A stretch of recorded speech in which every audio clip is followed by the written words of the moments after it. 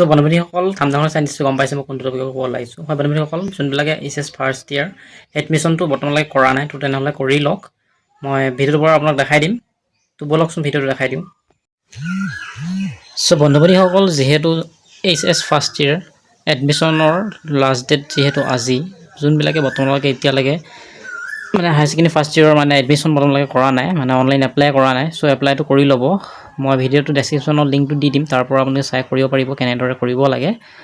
so মই এতিয়া আপোনালোকক বুজাই দিওঁ কেনেদৰে কৰিব লাগিব সিলেক্ট গ্ৰুপ আপোনালোকে সিলেক্ট কৰিব বা এটা মই নৰ্মেলি এটা বুজাই দিছোঁ আপোনালোকক বাকি এনেদৰে আপোনালোকে ফৰ্মটো ফিল আপ কৰিব লাগিব ফিল আপ কৰাৰ পিছত আপোনালোকে মোবাইল নম্বৰ দি আপোনাৰ OTP এটা আহিব OTP দি সেন্ড কৰিব লাগিব তাৰ পিছত আপোনালোকক কওঁ যে মই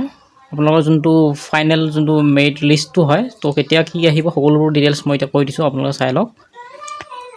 যোনটো এডমিশ্যনৰ ইম্পৰ্টেণ্ট ডেটছ হৈছে 12 এপ্ৰিলৰ পৰা আপোনালোকৰ ষ্টাৰ্টটো হৈছিলে যোনটো আপোনালোকৰ এছএছ ফাৰ্ষ্ট ডৰপন পৰ্টেলত হৈছিলে যেটো লাষ্ট ডেট হৈছে আজি 22 এপ্ৰিল যদি এপ্লাই কৰা নাই এপ্লাইটো কৰি লওক নেক্সট আপোনাৰ যোনটো নেক্সট প্ৰসেছ হৈছে যোনটো মেৰিট লিষ্ট হয় মেৰিট লিষ্টটো আহিব আপোনাৰ 23 পৰা 24 এপ্ৰিলত মানে ফাৰ্ষ্ট সেকেন্ড থাৰ্ড এনেকুৱা ধৰণৰ তিনিখন লিষ্ট ওলাব সো মেৰিট লিষ্ট তাৰ পৰা আপোনালোকে চাই ল'ব পাৰে আপোনাৰ নাম আহিছে নাই সো তাৰপিছত আহিব নেক্সট আপোনাৰ এডমিশ্যন এণ্ড একচেপ্ট কনফাৰ্ম কোনখন মানে আপুনি কলেজত আপুনি একচেপ্ট কৰিব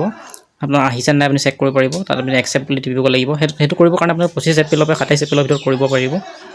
তাৰপিছত ফাইনেল এডমিশ্যন কনফাৰ্ম হয় যোনটো 28 এপ্ৰিলত হয় 8 মেত আপোনালোকে গৈ কলেজত আপোনালোকে এডমিশ্যন ল'ব লাগিব তাৰ ডকুমেণ্টবিলাক আপোনাৰ কলেজত যাবলৈ কাৰণে আপোনালোকে যোনখন আপোনালোকে এপ্লিকেশ্যনখন হয় এপ্লিকেশ্যনখন লৈ যাব লাগিব আৰু লৈ যোৱাৰ পিছত যোনখন কনফাৰ্ম হয় কনফাৰ্মখন আপোনালোকে লৈ যাব লাগিব কনফাৰ্মখন যোনখন আপুনি একচেপ্ট কৰে তাৰ পিছত আপোনালোকে লৈ যাব লাগিব যোনখন আপোনাৰ যদি BPL কাৰ্ড আপুনি দিছিলে সো BPL কাৰ্ডখন দিব লাগিব আপোনাৰ পাছপোৰ্ট সাইজৰ ফটো দিব লাগিব আৰু পাৰিলে আপোনাৰ যোনখন কাষ্ট সাৰ্টিফিকেটখন যদি আছে সো